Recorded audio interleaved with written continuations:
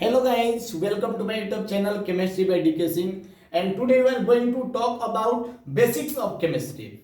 मेरे पास जो क्वेरीज आई हैं बहुत सारी पेरेंट्स की और स्टूडेंट्स की भी क्वेरीज आई हैं related to NEET and JEE और अदर कॉम्पिटिटिव एग्जाम्स। अगर आप बहुत अच्छे करने चाहते हो केमिस्ट्री में तो पहला चीज कि जो 10th से 11th में आ रहे हैं और नीट या जेई या फिर अदर कॉम्पिटिटिव एग्जाम्स कोई भी सीईटी कॉमन इंट्रेंस टेस्ट हो उनके लिए अगर वो चाहते हैं कि अच्छे तरीके से प्रिपरेशन कर सकें तो उनको बेसिक्स केमिस्ट्री की आनी ही आनी चाहिए। How to find electron proton neutron charges कितने होते हैं इन सारे चीजों से रिलेटेड बेसिक्स आपको आनी चाहिए। तो आज मैं बेसिक्स की बात करूंगा। अगर ये वीडियो को आप प्रीफर कर लिए अगर बेसिक्स आपकी क्लियर हो गई तो आगे बहुत ही हेल्पफुल होगा, चाहे वो नीट हो जेई हो या बोर्ड हो। केमिस्ट्री से रिलेटेड थोड़ा प्रॉब्लम्स तो जरूर कम हो जाएंगे आपसे। तो आइए हम अपन बात करते हैं एटम से रिलेटेड। सबसे पहले अपन स्टार्ट करते हैं एटम। जो भी एटम है आप 9th या 10th तक बेटा पढ़ते थे कि एटम होता क्या है। एटम का डेफिनेशन आप यहीं पढ़ते थे, smallest particle of any matter. छोटा पार्टिकल सबसे smallest particle of any matter, कोई भी मैटर हो और उसका सबसे छोटा जो पार्टिकल है दैट इज द एटम। यही अपन पढ़ते थे हम और ये सही भी है गलत नहीं है बेटा, उस स्टेटमेंट तक और उस लेवल तक। तो सबसे पहले अपन मैटर तो आप जानते होंगे, कोई भी thing anything which is of some mass and occupying a space. कोई भी अगर मैटर की मैं बात करूं तो एकदम छोटे छोटे डेफिनेशंस की बात करेंगे बेटा जो आपको नहीं आता और आपकी बेसिक्स में थोड़ा क्लियर कर दूंगा ताकि आप अदर एग्जाम्स के लिए आप प्रिपेयर हो जाओ। तो मैटर, अगर मैं मैटर की बात करता हूं anything which had some mass and occupy a space। कोई भी चीज जिसके पास कुछ मास हो और ऑक्युपाइज क्या करता है वो स्पेस। हम डीप में नहीं जाएंगे, हम क्या करेंगे अपने बेसिक्स को बस क्लियरिफाई करने के लिए वीडियोस बनाया जा रहा है ताकि आपको ज्यादा डिफिकल्टी ना हो रिलेटेड टू केमिस्ट्री।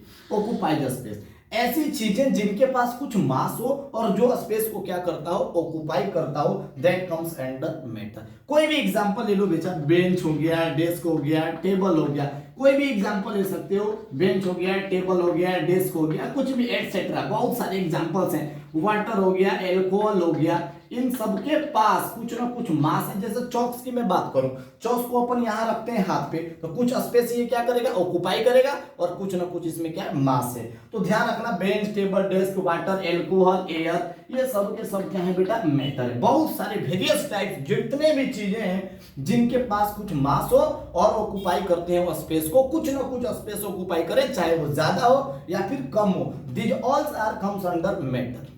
चाहे लिक्विड हो गैस हो सॉलिड हो, किसी भी स्टेट्स ऑफ मैटर का स्टेट होता है सॉलिड लिक्विड गैस। अब बोलोगे सर फोर्थ स्टेट भी आ चुका है आपका, 3 स्टेट्स ऑफ प्लाज्मा स्टेट, तो बेटा उनकी हम बात नहीं कर रहे हैं। हम चैप्टर्स के बारे में बिल्कुल भी डिस्कस नहीं करेंगे, we discuss about some basics जिससे कि आपकी चीजें बेसिक लेवल तक क्लियर हो पाए और आपकी पोर्शन काफी स्ट्रांग हो जाए ताकि आप नीट जेई केमिस्ट्री पर्पज से आप स्ट्रांग हो सको।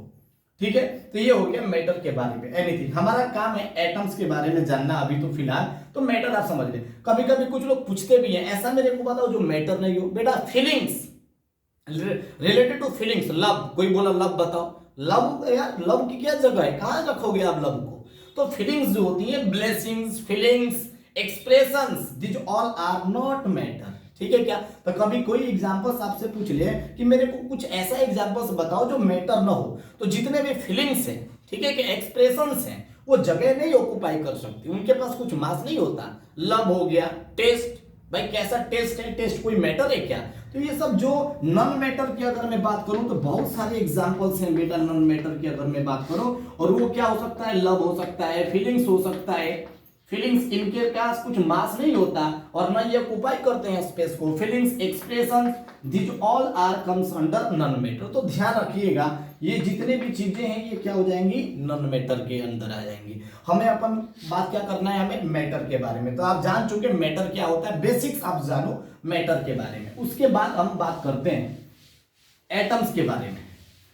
तो एटम के बारे में हमें यही बताया जाता था कि सबसे छोटा टुकड़ा जो होगा which cannot be further divided, यही हमें बताया जाता था 10 तक कि जो छोटा सा टुकड़ा होगा, कोई भी मैटर होगा, उसका सबसे छोटा सा छोटा टुकड़ा जिसे हम फर्दर डिवाइड नहीं कर सकते, हम फर्दर नहीं तोड़ सकते, वही क्या है, एटम है। लेकिन अब बेटा आपका लेवल चेंज हो चुका है, आप 10th से 11th में आ चुके हो और अब हम एटम्स के बारे में और कुछ बोल सकते हैं। लेवल हमारा चेंज हो चुका है, तो हम अब एटम को फर्दर सब डिवाइड करेंगे 3 सब एटॉमिक पार्टिकल्स में, which is known as electron, proton and neutron. इनकी बात करेंगे हम, इलेक्ट्रॉन, प्रोटॉन और न्यूट्रॉन को। इलेक्ट्रॉन को इससे डिनोट किया जाता है, प्रोटॉन को पी से, और न्यूट्रॉन को एन से डिनोट किया जाता है, या कैपिटल एन भी, मर्जी आपकी, इलेक्ट्रॉन, प्रोटॉन और न्यूट्रॉन। दूसरा चीज क्या है बेटा, इन तीनों को मिलाकर फंडामेंटल पार्टिकल्स बोला जाता है। Fundamental particles, fundamental particles of any matter, किसी भी मैटर एटम का फंडामेंटल पार्टिकल्स इलेक्ट्रॉन, प्रोटॉन और न्यूट्रॉन बोला जाता है। सब एटॉमिक पार्टिकल्स भी इसे बोला जाता है, सब एटॉमिक पार्टिकल्स, सब एटॉमिक पार्टिकल्स। फंडामेंटल पार्टिकल्स बोल लीजिए या फिर सब एटॉमिक पार्टिकल्स बोलो, that is electron, proton and neutron. बात करते हैं अपन इलेक्ट्रॉन के चार्ज के बारे में, प्रोटॉन के चार्ज के बारे में, न्यूट्रॉन के चार्ज के बारे में, फिर मास के बारे में भी हम बात करेंगे। ओके, नाउ चलिए हटाता हूं मैं इसको, इलेक्ट्रॉन, प्रोटॉन और न्यूट्रॉन हो गया एटम के बारे में। अब देखिए जो फंडामेंटल पार्टिकल्स हैं हमारा, जो है इलेक्ट्रॉन हमारा है, प्रोटॉन है और क्या है, न्यूट्रॉन।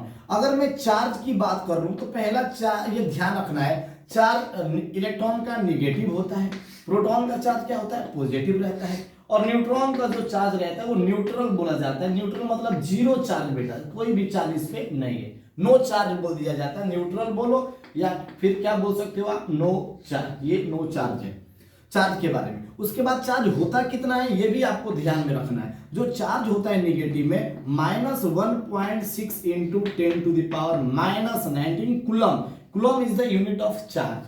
प्रोटॉन के बारे में बात करूं +1.6 into 10 to the power -19 coulomb, तो ये पॉजिटिव का होगा सिर्फ, ये नेगेटिव का होगा। मैग्नीट्यूड वाइज दोनों का इक्वल चार्जेस होता है, और मैग्नीट्यूड इसको बात किया जाए तो जीरो चार्ज होगा बेटा, न्यूट्रल है तो इसके पास नो चार्ज होगा, इसलिए हम क्या बोलेंगे, न्यूट्रल चार्ज।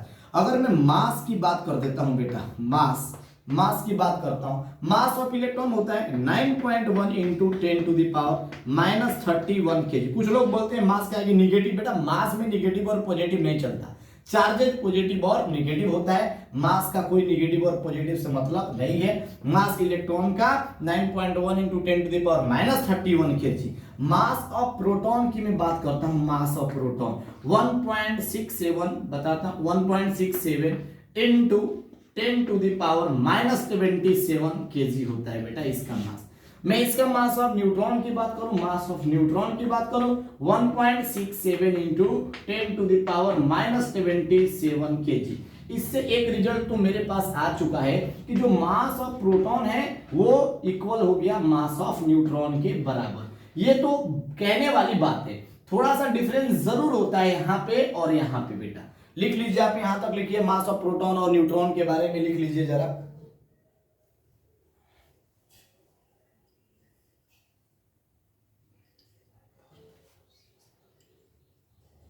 यहां पे मास और न्यूट्रॉन और एप्रोक्स इक्वल बोला जाता है। ऐसा क्यों बोला गया कि जो मास ऑफ प्रोटॉन है वो मास ऑफ न्यूट्रॉन के बराबर होता है। बेटा एक चीज ध्यान रखना, अभी के लिए तो हम लेंगे, जो भी मोल कंसेप्ट के क्वेश्चंस करेंगे वो हम यही मानकर करेंगे कि जो मास ऑफ प्रोटॉन है वो मास ऑफ न्यूट्रॉन के बराबर है। अभी के लिए फिलहाल यही जानो, इनमें कुछ ना कुछ जरूर डिफरेंस होता है। इसमें 1.6726 होता है और इसमें 49 के आसपास होता है, यानी मास ऑफ जो न्यूट्रॉन है वो थोड़ा सा अप्रोक्स थोड़ा सा बड़ा होता है मास ऑफ प्रोटॉन के बराबर। यानी इसको अगर बोला जाए तो ये 1.6726 इंटू 10 टू द पावर -27 के आसपास होता है। लेकिन इसकी बारे में बात की जाए तो ये होता है 1.67, यहां पर भी है, ये 49 इंटू 10 टू द पावर -27 के आसपास होता है। अगर एग्जैक्ट देखा जाए तो जो मास ऑफ न्यूट्रॉन है जनरली हल्का सा ग्रेटर होता है मास ऑफ प्रोटॉन से।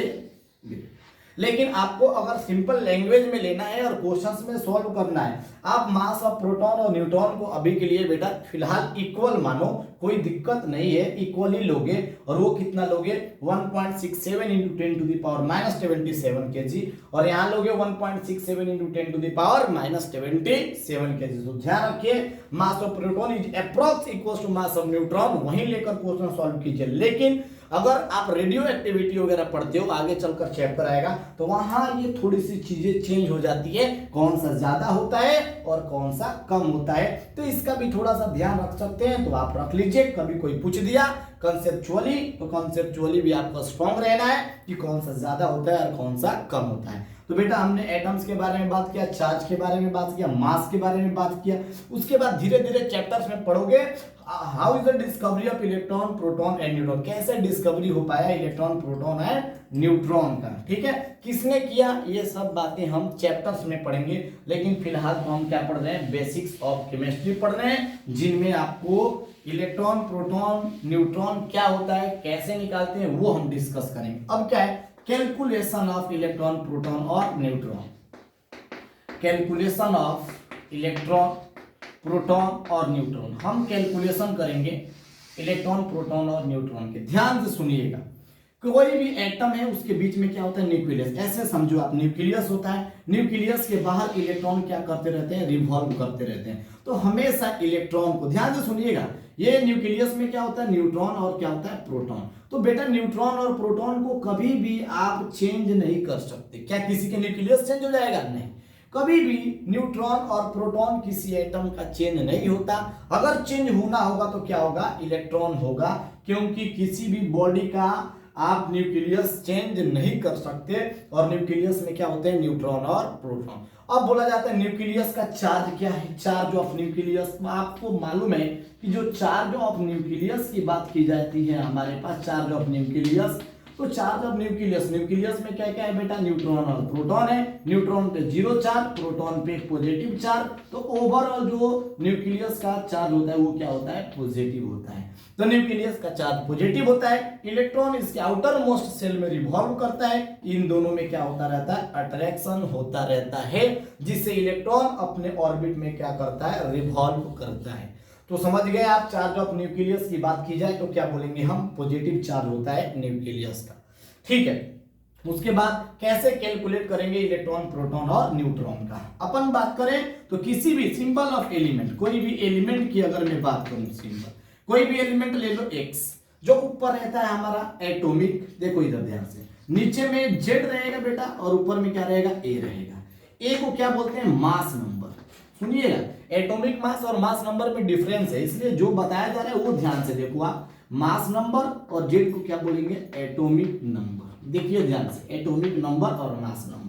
अब ये एक कभी इधर भी लिखा रहता है, तो वो डिपेंड करता है सिचुएशन पे, बस आपको याद रखना है कि ऊपर में मास नंबर और नीचे में क्या होगा, एटॉमिक नंबर। वो लिखने का अलग अलग तरीका है, जनरली जेड जो होता है एटॉमिक नंबर नीचे होता है और मास नंबर क्या होता है, ए। अब ध्यान से सुनिएगा, क्योंकि हम जो टॉपिक्स पढ़ रहे हैं वो कैलकुलेशन पढ़ रहे हैं इलेक्ट्रॉन, प्रोटॉन और न्यूट्रॉन का, कैसे हम कैलकुलेट कर पाएंगे इलेक्ट्रॉन, प्रोटॉन और न्यूट्रॉन। आगे बढ़ते हैं, तो एलिमेंट का सिंबल, कोई भी एलिमेंट लिखना है, एटॉमिक नंबर 1 से 20 तक याद होना चाहिए आपको। ये हो गया ए को बोलते हैं मास नंबर, अभी बताऊंगा सब कुछ, उसको ऐसे भी नोट करते हैं, जेड को आप इधर लिख दो, ए को इधर लिख दो, तो ऊपर वाला बस मास नंबर होगा और नीचे वाला क्या होगा, एटॉमिक नंबर होता है। एटॉमिक नंबर को जेड के बराबर बोला जाता है। सिंबल हो गया एलिमेंट का। दूसरा चीज आपको 1 to 20 एटॉमिक नंबर याद होना चाहिए, बिल्कुल एकदम कंफर्म, मुंह जबानी याद होना चाहिए एकदम, जैसे मेरे को याद है, hydrogen, helium, lithium, beryllium, boron, carbon, nitrogen, oxygen, fluorine, neon, neon के बाद sodium, magnesium, aluminium, silicon, phosphorus, sulphur, chlorine, organ, potassium और कैल्शियम। 1 to 20 एटॉमिक नंबर तक आपको याद रखना पड़ेगा। मैं लिख भी देता हूं क्या क्या बोलते हैं इनको, हाइड्रोजन, इनको क्या बोलते हैं बेटा, हीलियम, हाइड्रोजन, हीलियम, इनको क्या बोलेंगे, लिथियम, हाइड्रोजन, हीलियम, लिथियम, इसको क्या बोलेंगे, बेरिलियम, लिखते जाइए सब लोग, hydrogen, helium, lithium, beryllium, boron, boron के बाद कार्बन, कार्बन के बाद नाइट्रोजन, कार्बन, नाइट्रोजन, नाइट्रोजन के बाद ऑक्सीजन, फ्लोरीन, फ्लोरीन के बाद नियॉन, नियॉन देखिएगा इनर्ट गैसेस है ये नियॉन, नियॉन के बाद सोडियम, सोडियम के बाद मैग्नीशियम, मैग्नीशियम, ये 1 to 20 बिल्कुल याद होना चाहिए। एल्यूमिनियम, एल्यूमिनियम के बाद सिलिकॉन, सिलिकॉन के बाद फास्फोरस, फास्फोरस, फास्फोरस के बाद सल्फर, सल्फर के बाद क्लोरीन, क्लोरीन, क्लोरीन के बाद ऑर्गन, आर्गन या ऑर्गन जो भी आप बोलते हो, ऑर्गन, उसके बाद पोटेशियम, पोटेशियम के बाद कैल्शियम। ये 1 to 20 एटॉमिक तक आपको याद रखना पड़ेगा। एटॉमिक नंबर में लिख देता हूं इसका, एटॉमिक नंबर 1 2, एटॉमिक नंबर में लिखता हूं जेड, जेड, जेड को मैंने बोला था एटॉमिक नंबर बोलते हैं, जेड लिख देता हूं ऊपर में, जेड एटॉमिक नंबर 1 2 3 4 5 6 7 8 9 10 11 में साइड में लिख देता हूं, 11 12 13 14 15 16 17 18 19 और 20। सिंबल आपको याद रखना पड़ेगा हाइड्रोजन, सबका ये सिंबल है इस तरीके से, नाम और 1 to एटॉमिक नंबर तक आपको याद रखना ही होगा अगर आपको बेसिक्स स्ट्रॉन्ग करने हैं तो 1 to 20 एटॉमिक नंबर तक एकदम बिल्कुल एकदम मुंह पे याद होना चाहिए। 1 to 20 hydrogen, helium, lithium, beryllium, boron, carbon, nitrogen, oxygen, fluorine, neon, sodium, magnesium, aluminium, silicon, phosphorus, sulphur, chlorine, organ, potassium और कैल्शियम।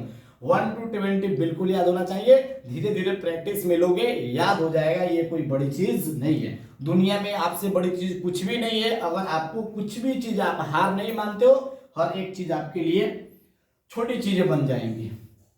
तो बेटा हटाऊं क्या इसे, देखिए जरा, इसे लिख लीजिए, जल्दी से लिखिए इसे।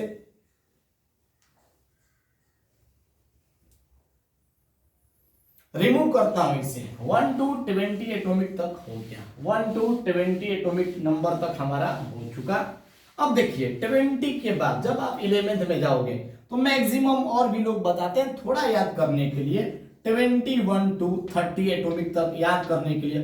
अब मैं आपको याद नहीं कराऊंगा, पूरा ट्रिक्स पे बताऊंगा, पूरा पीरियोडिक टेबल चैप्टर भी है हमारा पीरियोडिक टेबल। तो मैं सारे ग्रुप, सिर्फ आप 1 to 20 याद करो, पूरी पीरियोडिक टेबल याद करने की जिम्मेदारी मैं बताऊंगा आपको कैसे याद करना है पूरा पीरियोडिक टेबल। लेकिन 21 से 30 तक भी याद रखो। Science teacher very cruel man, Fe को निकालो कॉपर जिंक, इस तरीके से। साइंस टीचर लिख लीजिए इस चीज का, science teacher very, science teacher very cruel man, ऐसे होते नहीं है लेकिन फिर भी science teacher very cruel man, समझ रहे हो ना, science teacher very cruel man. Phaco, समझ में आ रहा है, फेको निकालो, फेको हो गया ये, और एनआई का मतलब निकालो, फेको निकालो कॉपर जिंक, कॉपर और जिंक, फेको निकालो कॉपर जिंक। साइंस का मतलब स्कैंडियम, स्कैंडियम हो गया। टीआई का मतलब टाइटेनियम, टाइटेनियम। वी का मतलब वेरी हो गया, टी मतलब teacher, science teacher titanium. V से क्या हो गया, वेनेडियम, वी से vanadium. C for chromium, chromium हो गया। मैंगनीज बोला जाता है इसे, manganese, manganese, manganese. Ferrous, iron को फेरस बोला जाता है, फेरस लिख लो, फेरस मतलब आयरन ही होता है, फेरस बोला जाता है इसे, फेरस हो गया। ये इसको कोबाल्ट बोला जाता है, फेको निकालो कॉपर, कोबाल्ट, इसको बोलेंगे निकल, निकल या निकल जो भी आप बोलते हो, प्रोनाउंसिएशन आपकी मर्जी है। इसको क्या बोलेंगे, कॉपर, ये हो गया कॉपर। और ये क्या हो गया बेटा, जिंक हो गया, जिंक हो गया। तो देखिए science teacher very cruel man, Fe को निकालो कॉपर जिंक, याद रखिए ऐसे, फे को निकालो copper zinc. Science teacher very cruel man, Fe को निकालो, कॉपर जिंक। ध्यान रखिए इन सब चीजों का।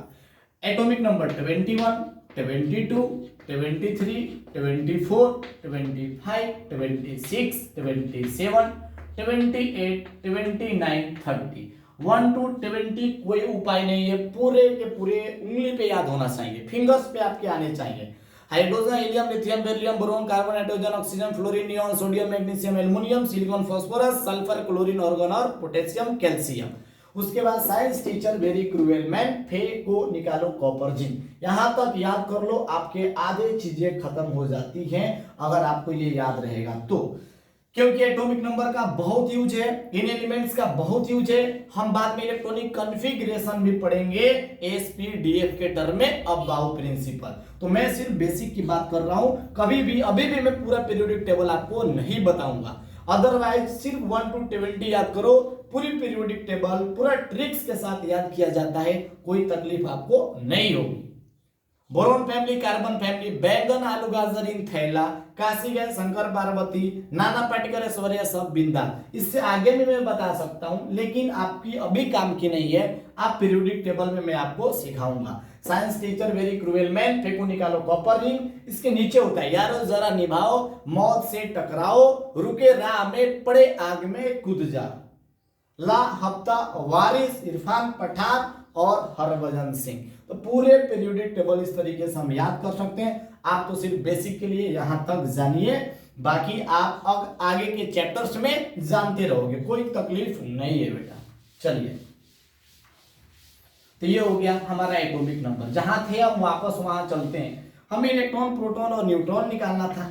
एक्स हो गया, नीचे में जेड होता है और ऊपर में ए होता है। ए को मैंने क्या बोला, मास नंबर, और जेड को क्या बोला, एटॉमिक नंबर। ध्यान से सुनिएगा, एटॉमिक नंबर और मास नंबर, क्योंकि हमारा टारगेट है इलेक्ट्रॉन, प्रोटॉन और न्यूट्रॉन को निकालना। ध्यान से सुनिए, मास नंबर, अब फॉर्मूले होते हैं इनके। मास नंबर होता है न्यूट्रॉन प्लस प्रोटॉन के बराबर, ये होता है। अब बोलोगे सर कैसे याद रखें, इधर सुनो सब लोग, ध्यान से सुनो। कोई भी बॉडी है, जनरली बात कर रहा हूं मैं, कोई भी बॉडी है, अगर मैं इस बॉडी को इस पे रखता हूं, रुक गया ये, क्यों रुक गया, ये टिक गया। अगर मैं साइड से रखूंगा तो रुकेगा क्या, नहीं रुकेगा। इसका मतलब क्या है कि इस बॉडी का जो मास है, इस बॉडी का मास है, सेंटर पे क्या हो गया, कंसंट्रेट हो गया, ठीक है क्या। अगर इस बॉडी का मास सेंटर पे कंसंट्रेट हो गया, और सेंटर में अभी मैंने बताया था कि सेंटर में क्या होता है, न्यूट्रॉन और प्रोटॉन होता है। तो बेटा पूरा बॉडी का मास अगर सेंटर पे कंसंट्रेट हो गया तो यही तो है मास नंबर। ऐसे याद कर सकते हो आप कि पूरा बॉडी का मास सेंटर में, और सेंटर में क्या होता है, न्यूट्रॉन प्लस प्रोटॉन होता है, और पूरा जो मास नंबर है वो कंसंट्रेट हो चुका है न्यूक्लियस में। न्यूक्लियस न्यूट्रॉन प्लस प्रोटॉन है। इस तरीके से आप याद रख सकते हो मास नंबर को। दूसरा तरीका इधर देखिए, एटॉमिक नंबर। अब मैं डेफिनेशन, मास नंबर तो आप समझ गए, sum of neutron plus proton is known as mass number. दूसरा एटॉमिक नंबर, जेड का। बहुत सारे लोगों को गलत डेफिनेशंस याद रखना, आप पहले ध्यान से सुनना। एटॉमिक नंबर जो होता है हमेशा डिफाइन किया जाता है एटॉमिक नंबर। मेरे बातों को ध्यान से देखना, कंसेप्चुअली स्ट्रांग रहो आप। एटॉमिक नंबर इक्वल होता है नंबर ऑफ प्रोटॉन्स के बराबर। इलेक्ट्रॉन्स की बात बिल्कुल भी हम नहीं कर रहे हैं, सिर्फ बात कर रहे हैं atomic number which is equal to number of protons. ये दो चीजें आप ध्यान में रखना।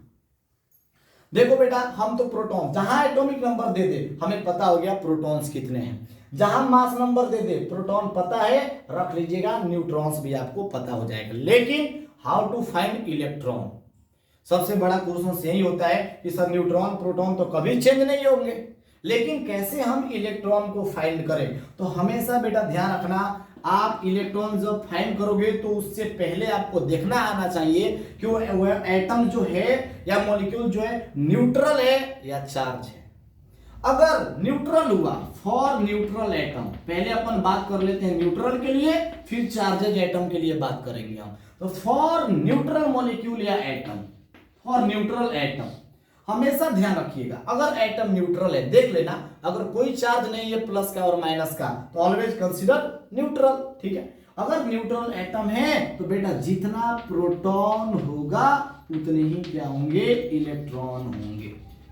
देखिए हमेशा ही ये वैलिड है, लेकिन कब, जब न्यूट्रल एटम हो आपके पास, यानी प्रोटॉन इलेक्ट्रॉन के क्या होगा, बराबर होगा। जो भी प्रोटॉन आपने निकाला है वो इलेक्ट्रॉन के इक्वल कर दो, वो न्यूट्रल एटम के लिए वैलिड है। और प्रोटॉन यहां रख दीजिए, मास नंबर दिया रहेगा तो क्या निकल जाएगा, न्यूट्रॉन आप निकाल सकते हैं। तो इस तरीके से हमारा प्रोटॉन निकल जाएगा, न्यूट्रॉन जो है यहां से निकलेगा और प्रोटॉन के बराबर ही क्या होगा, इलेक्ट्रॉन होगा। तो इस तरीके से हम इलेक्ट्रॉन, प्रोटॉन और न्यूट्रॉन को निकाल सकते हैं, लेकिन किसके लिए, न्यूट्रल एटम के लिए। अगर न्यूट्रल एटम नहीं है तो देखो, अगर न्यूट्रल एटम नहीं है, चार्जेज एटम है, either it is positive charge और नेगेटिव चार्ज, तो देखो बेटा प्रोटॉन और न्यूट्रॉन, न्यूट्रॉन और प्रोटॉन कभी चेंज नहीं होंगे। चेंज क्या होगा, इलेक्ट्रॉन होगा चेंज। ये इसके इक्वल ना होकर या तो ज्यादा हो जाएगा या फिर कम हो जाएगा। तो देखेंगे कैसे ज्यादा होगा और कैसे कम होगा। अपन अभी क्या बात कर रहे हैं, न्यूट्रल एटम के लिए। तो कुछ क्वेश्चंस न्यूट्रल पे करते हैं, एक दो एग्जांपल ही कराऊंगा बेटा, बाकी आप घर पे प्रैक्टिस करना, कहीं बुक से या किसी भी चीज मटेरियल से आप प्रैक्टिस कर सकते हो। तो मैं एग्जांपल के थ्रू समझाता हूं आपको। एग्जांपल मान लीजिए कोई भी मैं एग्जांपल लिखता हूं, सोडियम लिखा मैंने, 11 लिखा, एटॉमिक नंबर ये 23। चलो इसमें मान लो इलेक्ट्रॉन, प्रोटॉन और न्यूट्रॉन निकालना है। तो पहले तो आइडेंटिफाई करो ये है क्या न्यूट्रल, बिल्कुल है। ये कैसा है, न्यूट्रल है।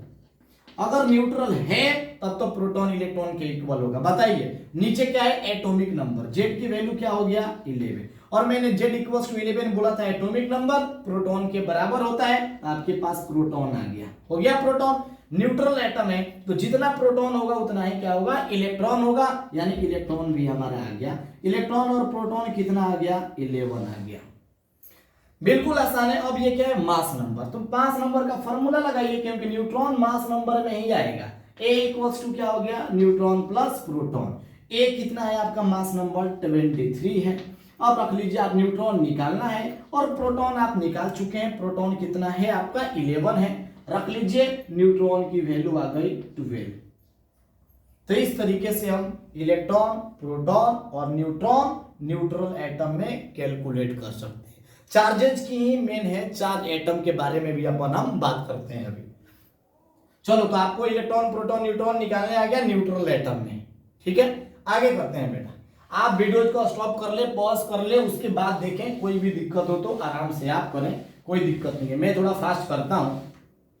और भी एग्जांपल ले लेते हैं बेटा। कोई भी एग्जांपल ले लिया मैंने, और भी एग्जांपल ले लिया मैंने। मैग्नीशियम, मैग्नीशियम का एटॉमिक नंबर 12, 24 मास नंबर दिया रहेगा आपको। अब बताइए इसमें तो ए की वैल्यू कितनी हो गई, 24। जेड की वैल्यू कितनी हो गई, 12। क्या एटम न्यूट्रल है सर, न्यूट्रल एटम है, कोई चार्जेस नहीं दिख रहा है इस पे, इसलिए न्यूट्रल है। तो जेड 12 यही हो गया एटॉमिक नंबर। प्रोटॉन भी इतना ही होगा और आपका इलेक्ट्रॉन भी इतना ही होगा। प्रोटॉन और इलेक्ट्रॉन आ गया।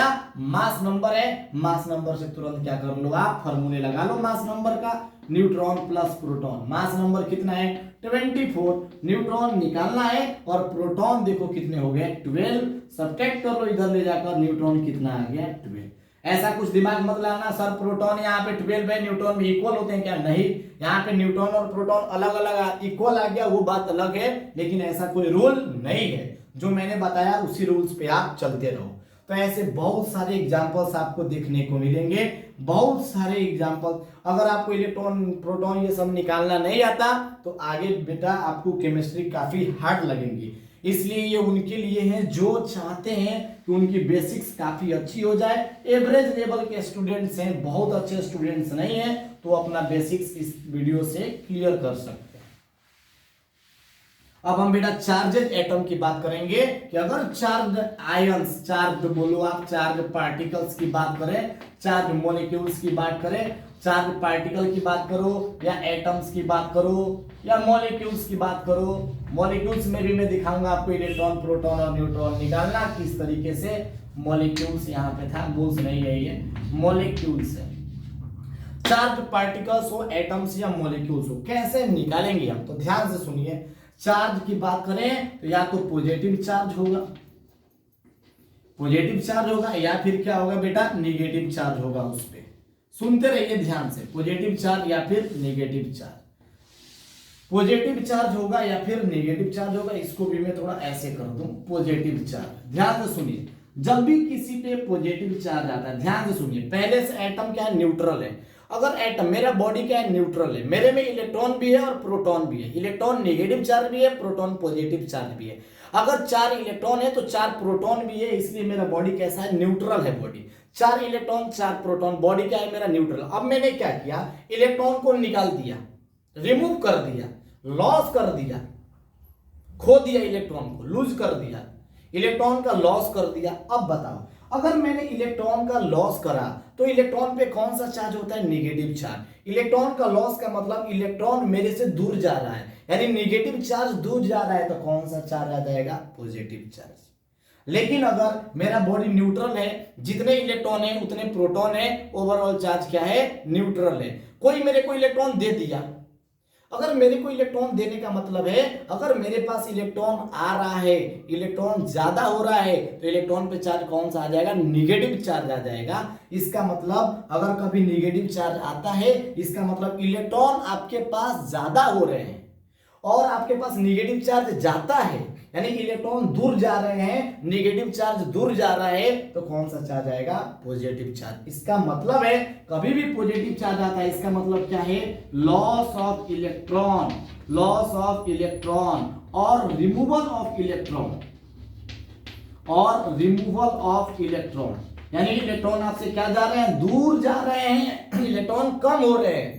Removal of electron, loss of electron. अगर नेगेटिव चार्ज आ रहा है, आप में नेगेटिव चार्ज तभी आ सकता है जब इलेक्ट्रॉन, जैसे आपके पास पैसे आने लग जाते हैं तो आप ज्यादा पैसे वाले हो जाते हो, पैसों से रिच हो जाते हो, उसी तरीके से इलेक्ट्रॉन आ गया तो नेगेटिव से आप रिच हो जाओगे। नेगेटिव का मतलब gain of electron, gain of electron, या फिर बोल सकते हो एडिशन ऑफ इलेक्ट्रॉन। इसमें इलेक्ट्रॉन क्या हुआ है, ऐड हुआ है, एडिशन ऑफ इलेक्ट्रॉन आप बोल सकते हो इस चीज को, addition of electron, electron add हो गया और इसमें इलेक्ट्रॉन दूर चले गए।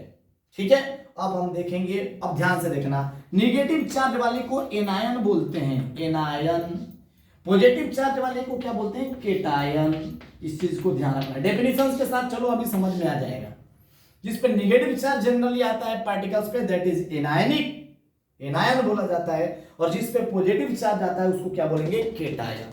केटायन है पॉजिटिव चार्ज और एनायन है नेगेटिव चार्ज। नेगेटिव का मतलब इलेक्ट्रॉन ज्यादा कर दे, पॉजिटिव का मतलब इलेक्ट्रॉन कम कर दे, लॉस कर दे, रिमूव कर दे, इलेक्ट्रॉन को भगा दे, दूर भगा दे, यानी इलेक्ट्रॉन कम हो गए हैं पॉजिटिव चार्ज आने का मतलब, और नेगेटिव चार्ज का मतलब इलेक्ट्रॉन आपके पास ज्यादा हो चुके हैं। ओके, आगे चलते हैं। तो ये आपको चार्जेस के बारे में तो समझ में जरूर आया होगा, ठीक है क्या।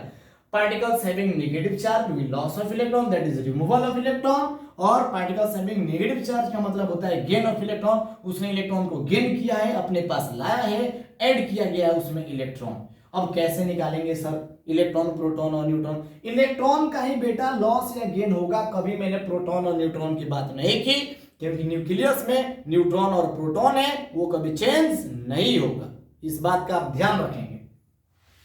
चलिए कैसे कैलकुलेट करेंगे हम इलेक्ट्रॉन, प्रोटॉन और न्यूट्रॉन, देखिए जरा।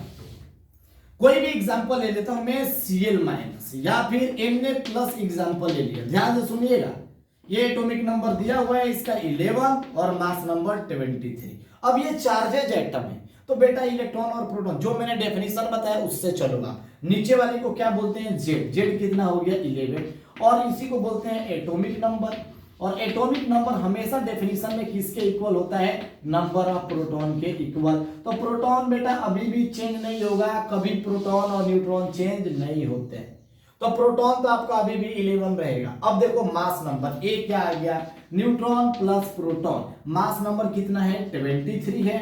न्यूट्रॉन प्लस प्रोटॉन की बात करूं तो अभी भी प्रोटॉन 11 है, इसको माइनस कर दिए, न्यूट्रॉन 12। तो अब देख लीजिए बेटा, ये एग्जांपल मैंने पहले भी लिया था और अभी भी लिया, क्योंकि आपको मैं बताना चाहता हूं कि जो हमारे पास प्रोटॉन है वो अभी भी प्रोटॉन 11 है और न्यूट्रॉन जो है अभी भी 12 है, यानी प्रोटॉन और न्यूट्रॉन में कोई चेंजेस नहीं हुआ। अगर प्रोटॉन और न्यूट्रॉन में कोई चेंजेस नहीं हुआ तो चेंजेस होगा किसमें, अब बेटा इलेक्ट्रॉन में चेंज होगा। सुनिएगा इलेक्ट्रॉन में कैसे चेंजेस हो रहा है। अगर ये एटम न्यूट्रल रहता तो जितना प्रोटॉन होता उतने ही क्या होता, इलेक्ट्रॉन होता, लेकिन अब इलेक्ट्रॉन 11 नहीं रहेगा तो क्या होगा, अब बताओ। मैंने बोला था पॉजिटिव चार्ज का मतलब लॉस, इलेक्ट्रॉन दूर चले गए, एक पॉजिटिव चार्ज है तो एक इलेक्ट्रॉन गया, दो पॉजिटिव चार्ज है तो दो इलेक्ट्रॉन गया। इसका मतलब है पहले अगर एटम न्यूट्रल था तो जितना प्रोटॉन था उतना ही इलेक्ट्रॉन होता, लेकिन अब कम हो गया है। कम का मतलब एक क्या कर दो, माइनस कर दो। अब आप इलेक्ट्रॉन निकालिए, कितना हो गया, 10 इलेक्ट्रॉन आपके पास आ चुके हैं। देखिए ये हो गया 10 इलेक्ट्रॉन्स, 11 में से 1 माइनस हो गया, दैट इज 10 इलेक्ट्रॉन। तो इस तरीके से इलेक्ट्रॉन, और ऐसे याद कर लो बस, पॉजिटिव है तो उल्टा कर दे, बस ऐसे याद रख सकते हो। मीनिंग मैंने समझा दिया, फील आ गया आपको, उसके बाद बस उल्टा कर दिया करो। अगर ये प्लस है तो यहां माइनस कर दे, एक प्लस है तो एक माइनस कर दे बस। तो इस तरीके से इलेक्ट्रॉन, प्रोटॉन और न्यूट्रॉन आप निकाल सकते हो। बेटा इससे आगे चलकर बहुत ही फायदा होगा। अगर आपको इलेक्ट्रॉन निकालना नहीं आता तो जब आप पीरियोडिक टेबल पढ़ोगे, नीट में, जेई में बहुत सारे क्वेश्चन आते हैं। एक टर्म बोला जाता है आइसो इलेक्ट्रॉनिक्स। आइसो इलेक्ट्रॉनिक्स, ऐसे टर्म्स बहुत सारे आएंगे।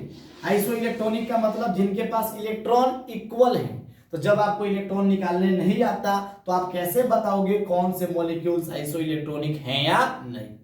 तो आइसो मतलब इक्वल और इलेक्ट्रॉन्स मतलब इलेक्ट्रॉन। जिनके पास इलेक्ट्रॉन्स इक्वल होते हैं that are known as isoelectronics species. तो ये क्वेश्चन आया हुआ है नीट में, जेई में, अदर कॉम्पिटिटिव में। आप तो बस फंडा जानो, थियरी सीखो, बाकी आप धीरे धीरे आगे की ओर पढ़ते जाओगे। एक दो एग्जांपल्स और करते हैं, इलेक्ट्रॉन को निकालते कैसे हैं, इलेक्ट्रॉन, प्रोटॉन और न्यूट्रॉन। और भी चार्जेज वाले में क्वेश्चंस आपको कराता हूं। अभी तो पॉजिटिव चार्ज एक और ले लेते हैं पॉजिटिव चार्ज की तरफ। Mg क्या ले लिया, +2 ले लिया, यहां ले लिया एटॉमिक नंबर 12, मास नंबर 24। तो फिर से बेटा वही, ये मास नंबर ए कितना हो गया, 24। ए क्या होता है, न्यूट्रॉन, प्लस क्या होता है, प्रोटॉन। चलो ये एटॉमिक नंबर जेड, जेड कितना हो गया, 12। प्रोटॉन कभी चेंज नहीं होगा, प्रोटॉन। क्या इलेक्ट्रॉन इक्वल होगा, नहीं, क्योंकि +2 चार्जेज है। प्लस चार्जेज या निगेटिव चार्जेज में कभी भी प्रोटॉन इलेक्ट्रॉन के इक्वल नहीं होगा। तो अब इलेक्ट्रॉन की मैं बात करूं तो कितना हो जाएगा, 12 है। और मैंने बोला था +2 का मतलब 2 इलेक्ट्रॉन का लॉस, गायब कर दे। गायब का मतलब 2 माइनस कर दे, 2 गायब कर दे तो कितना हो जाएगा, 10 इलेक्ट्रॉन। देखिए ये 10 इलेक्ट्रॉन आ चुका है। तो इलेक्ट्रॉन और प्रोटॉन फर्क जरूर होगा। अब मैं इसकी बात करूं, 24 equals to neutron plus proton आपका कितना है, 12 है। इसको माइनस कर लीजिए, कितना आ गया, 12। तो बेटा कभी भी प्रोटॉन और न्यूट्रॉन चेंज नहीं होता, चाहे वो चार्ज हो या नहीं हो, क्योंकि न्यूक्लियस किसी एटम का चेंज नहीं होता। एटम का अगर न्यूक्लियस ही चेंज हो जाएगा तो फिर वो एटम रहेगा ही नहीं, एग्जिस्ट ही नहीं करेगा। ठीक है, इलेक्ट्रॉन सिर्फ चेंज होते हैं। ठीक है, चलो और भी एग्जांपल हम देखते हैं। बहुत सारे एग्जांपल है, लेकिन बहुत सारे एग्जांपल्स मैं लूंगा नहीं, आपको थियरी आता है तो कोई भी एग्जांपल आप समझ सकते हो। मैं और भी कुछ एग्जांपल्स, नाइट्रोजन -3, 7 और क्या ले लिया, 14। चलिए ये माइनस से आ गया, तो फिर से चलो भाई, जेड कितना हो गया, 7 हो गया। जेड का मतलब प्रोटॉन तो आ गया हमारा। Mass number 14, mass number equals to, लगा लो formula, neutron plus proton. Mass number 14 है, न्यूट्रॉन निकालना है, प्रोटॉन आपके पास 7 है, रख लो। न्यूट्रॉन कितना हो गया, 7।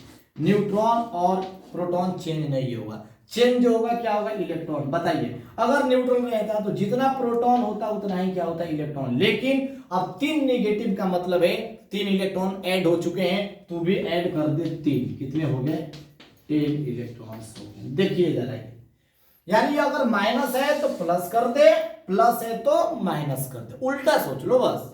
माइनस चार्ज है तो इसमें प्लस कर दे, और प्लस चार्ज है तो माइनस कर दे। इस तरीके से आप इलेक्ट्रॉन, प्रोटॉन और न्यूट्रॉन निकाल सकते हो। अब हम मॉलिक्यूल्स में भी निकाल सकते हैं। जब आप आगे चैप्टर्स में जाओगे, मॉलिक्यूल्स में कैसे निकालते हैं इलेक्ट्रॉन, प्रोटॉन और न्यूट्रॉन, ये भी देख लेते हैं। देखिए जैसे मान लो लिखा हुआ है CH4, कार्बन हाइड्रोजन CH4 है। तो बताइए मान लो इसमें प्रोटॉन निकालना है, ठीक है, इलेक्ट्रॉन की बात करते हैं। प्रोटॉन और न्यूट्रॉन तो बाद में निकालते हैं, हम बात करते हैं इलेक्ट्रॉन का। तो बताइए कार्बन का एटॉमिक नंबर कितना होता है, 6। कार्बन का एटॉमिक नंबर है, न्यूट्रल है, तो जितना प्रोटॉन उतना ही क्या होगा, इलेक्ट्रॉन। अगर इलेक्ट्रॉन की बात करूं तो कार्बन का एटॉमिक नंबर कितना, 6। तो प्रोटॉन भी कितने हो गए, 6, इलेक्ट्रॉन भी कितने हो गए, 6। प्लस हाइड्रोजन का एटॉमिक नंबर 1, कार्बन पता होना चाहिए एटॉमिक नंबर 6, हाइड्रोजन का एटॉमिक नंबर 1। न्यूट्रल है तो जितना प्रोटॉन होगा उतना ही क्या होगा आपका इलेक्ट्रॉन होगा। तो इलेक्ट्रॉन बताइए 6 हो गया इसका, हाइड्रोजन का 1 और कितने हाइड्रोजन है 4, तो कितने हो गए इलेक्ट्रॉन 10 इलेक्ट्रॉन्स हो गए। न्यूट्रल है तो जितना इलेक्ट्रॉन होगा उतना ही प्रोटॉन्स भी होगा, 10 प्रोटॉन्स बोलो या 10 इलेक्ट्रॉन बोलो बात बराबर है। कोई क्योंकि इस पे कोई भी चार्ज नहीं है तो जितना इलेक्ट्रॉन उतना ही प्रोटॉन। प्रोटॉन मतलब एटॉमिक नंबर को जोड़ ले, 4 है तो 4 से क्या कर दे मल्टीप्लाई। और एक एग्जांपल लेते हैं NH3, इसका बताओ भाई प्रोटॉन कैसे निकालेंगे। हाँ तो न्यूट्रल है, एटॉमिक नंबर नाइट्रोजन का लिखाया हूं पीछे कितना होता है 7 प्लस हाइड्रोजन का एटॉमिक नंबर 1 और हाइड्रोजन कितने हैं 3, तो 1 × 3 कर दे कितने हो जाएंगे 10 प्रोटॉन। अब ये न्यूट्रल है तो जितना प्रोटॉन होगा उतने ही क्या हो जाएगा इलेक्ट्रॉन हो जाएगा, कितने इलेक्ट्रॉन 10 इलेक्ट्रॉन हो जाएंगे।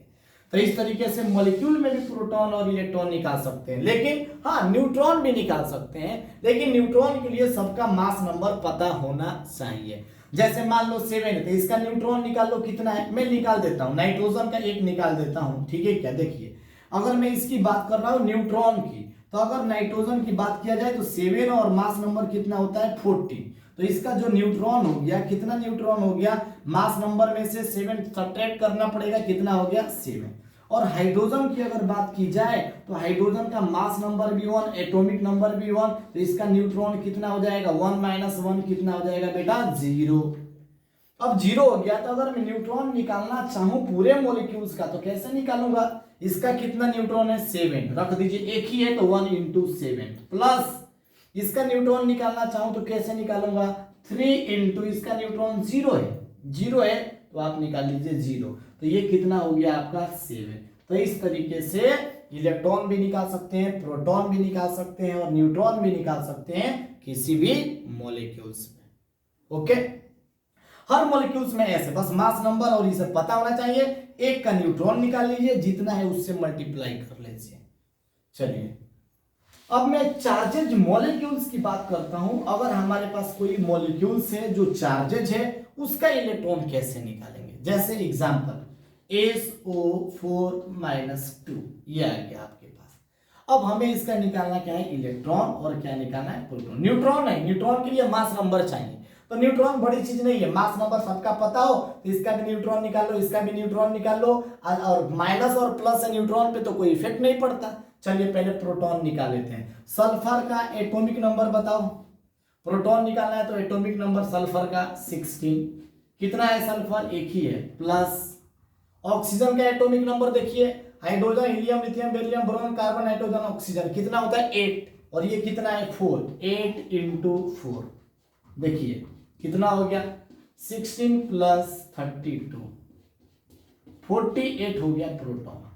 कोई दिक्कत, माइनस प्लस से इसको कुछ भी मतलब नहीं है, लेकिन अब मेरे को इलेक्ट्रॉन चाहिए तो होना चाहिए था प्रोटॉन के बराबर, लेकिन नहीं होगा क्योंकि -2 है ओवरऑल चार्ज। -2 का मतलब मैंने बोला था उल्टा कर दे, 2 इलेक्ट्रॉन जोड़ दे, कितना हो गया 50 दे।